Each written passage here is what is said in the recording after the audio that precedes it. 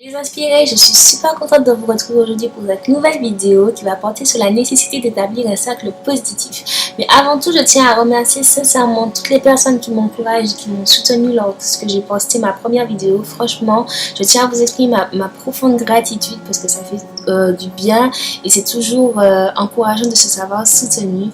Donc merci beaucoup, je vous fais plein de bisous.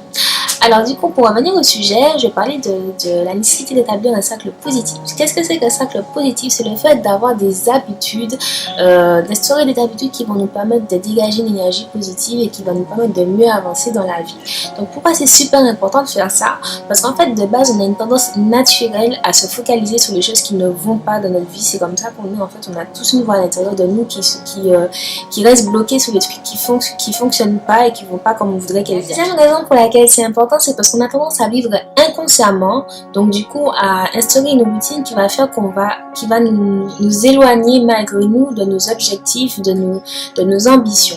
Donc c'est super important d'installer une routine et des habitudes qui vont faire que tout en se laissant vivre inconsciemment, on va toujours se rapprocher de nos objectifs et de nos ambitions. Alors comment ça se fait? Ben du coup, comme j'ai déjà dit, il suffit d'instaurer des habitudes, donc vraiment privilégier toutes les choses qui vous font vous sentir bien, qui vous font rire, qui vous motivent. Donc par exemple, abonnez-vous à ma page parce que du coup je poste régulièrement des petites citations positives, des vidéos, des articles qui permettent d'y voir plus clair et de se motiver, de s'auto-motiver. Donc n'hésitez surtout pas à vous abonner à ma page et à n'importe quelle page qui vous procure une bonne énergie, qui vous fait vous sentir bien.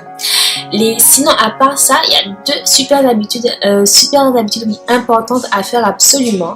Donc la première, c'est vraiment de chaque soir d'essayer d'identifier 5 choses qui se sont passées dans la journée et pour lesquelles on peut être reconnaissant, de façon à ce qu'on ait l'impression en fait d'avoir passé une bonne journée.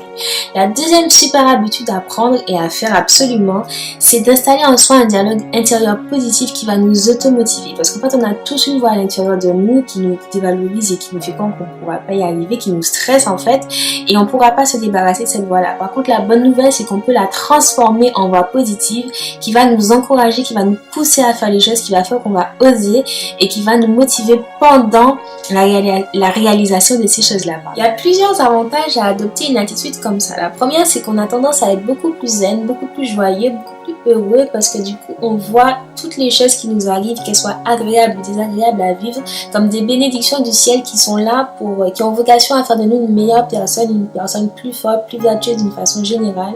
Donc ça, c'est super top parce qu'on est content tout le temps en fait.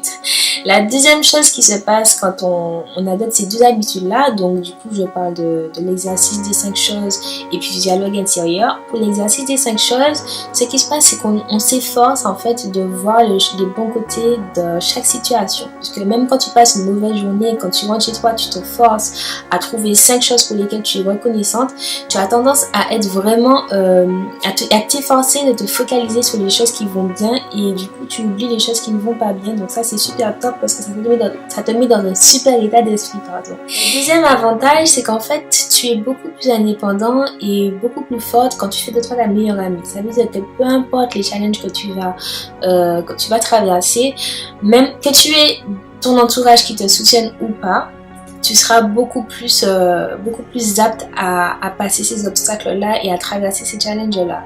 Donc du coup, c'est sûr qu'on c'est mieux quand on est soutenu et entouré.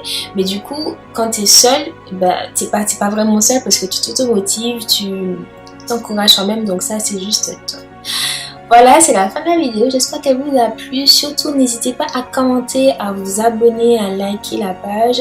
Dites-moi ce que vous avez pensé des exercices. Quand vous les faites, qu'est-ce que ça a fait? Je serais super contente de discuter de ça avec vous. Donc, surtout, n'hésitez pas.